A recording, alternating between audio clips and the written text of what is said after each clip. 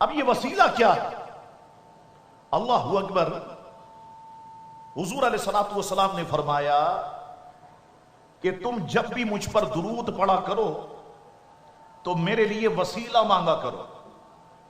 ایک صحابی رسول نے عرض کی یا رسول اللہ صلی اللہ علیہ وسلم یہ فرمائیے وسیلہ کیا ہے؟ تو حضور نے فرمایا جنت کا ایک درجہ یعنی مقام محمود ہے. اللہ اکبر. اب صحابہ کرام نے سوال کیا یا رسول اللہ صلی اللہ علیہ وسلم یہ فرمائیے مقام محمود کیا ہے؟ حضور نے فرمایا مقام محمود وہ جگہ ہے جہاں میں اپنی امت کی شفاعت کروں گا. فرمایا وہ جگہ ہے کہ جہاں میں اپنی امت کی شفاعت کروں گا. حضرت کعب بن مالک رضی اللہ تعالیٰ عنہ فرماتے ہیں کہ حضور نے فرمایا قیامت کے روز سب لوگ اکٹھے ہوں گے. میرا رب مجھے سبز حلہ یعنی جنتی لباس پہنائے گا. پھر مجھے شفاعت کی اجازت مل جائے گی. اللہ تعالیٰ جو چاہے گا میں اس کی بارگاہ میں عرض کروں گا. فرمایا پس یہی مقام محمود ہے. اللہ اکبر. حضرت انس بن مالک رضی اللہ تعالیٰ عنہ فرماتے حضور نے فرمایا میں روز محشر سنو حضور کے گناہگار امتیوں سنو ذرا. فرمایا میں روز محشر زمین کے پتھروں اور درختوں سے بھی زیادہ انسانوں کی شفاعت کروں گا. اللہ اکبر. ایک جگہ حضور نے فرمایا میری شفاعت میرے ان امتیوں کے لیے ہوگی جو گناہ کبیرہ کے مرتکب ہوں گے. میری شفاعت ان لوگوں کے لیے ہوگی جو گناہ کبیرہ کے مرتکب ہوں گے.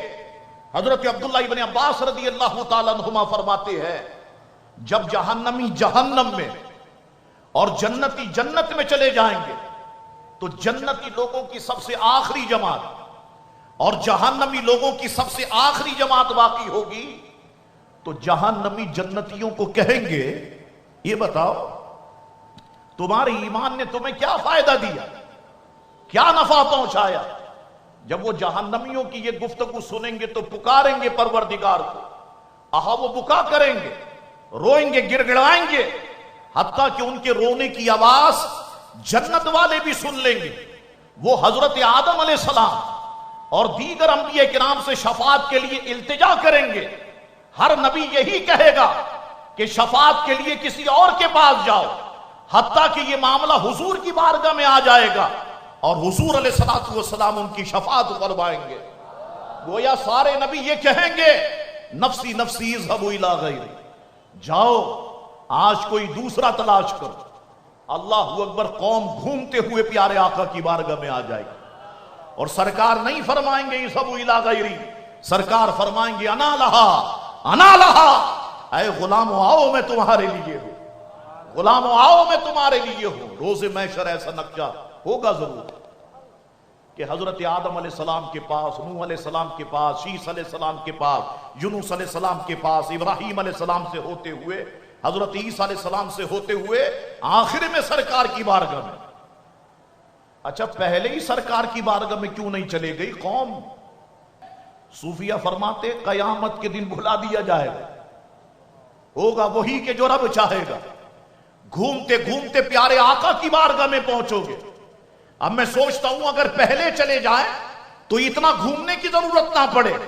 تو دل جواب دیتا ہے اگر پہلے چلے گئے اور سرکار فرمائے آؤ میں تمہارے لیے ہوں, تو ہو سکتا ہے دماغ یہ کہے کہ کہیں اور بھی چلے جاتے تو کام چل جاتا. حضرت آدم کے پاس, حضرت عیسیٰ کے پاس چلے جاتے تو کام چل جاتا.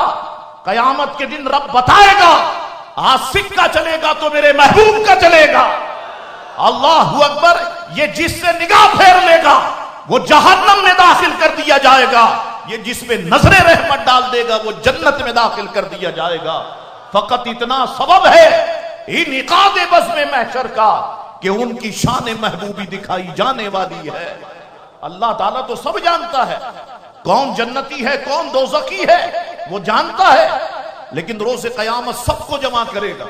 کیوں کہ فقط اتنا سبب ہے انعقاد بزم محشر کا کہ ان کی شان محبوبی دکھائی جانے والی ہے. اس لیے تو میرے اعلیٰ حضرت فرمایا کرتے تھے آج لے ان کی پناہ، آج مدد مانگ ان سے، پھر نہ مانیں گے قیامت میں اگر مان گیا۔ تو جب پیارے آقا کی عظمتوں کو دیکھے گا تو تو مانے گا، لیکن وہ وقت ایسا ہوگا پھر پیارے آقا نہیں مانیں گے۔ فرماتے آج لے ان کی پناہ، آج مدد مانگ ان سے، پھر نہ مانیں گے قیامت میں اگر مان گیا۔ اللہ اکبر۔ قوم حضور کے پاس آئے گی۔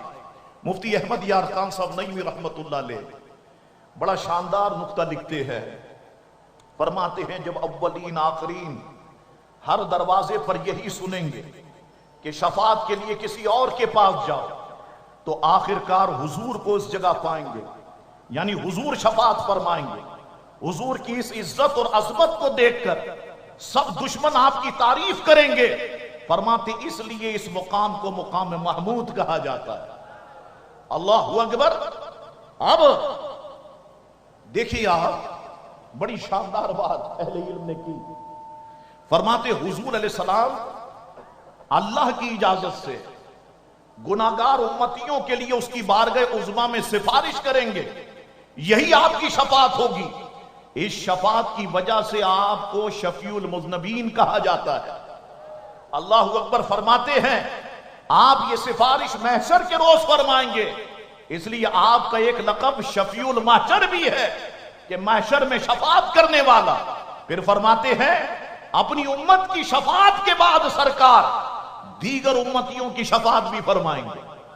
اپنی امتیوں کی شفاعت کے بعد سرکار دیگر امتیوں کی شفاعت بھی فرمائیں گے، اس لیے آپ کا لقب شفیع الامم بھی ہے کہ امتوں کی شفاعت کرنے والا۔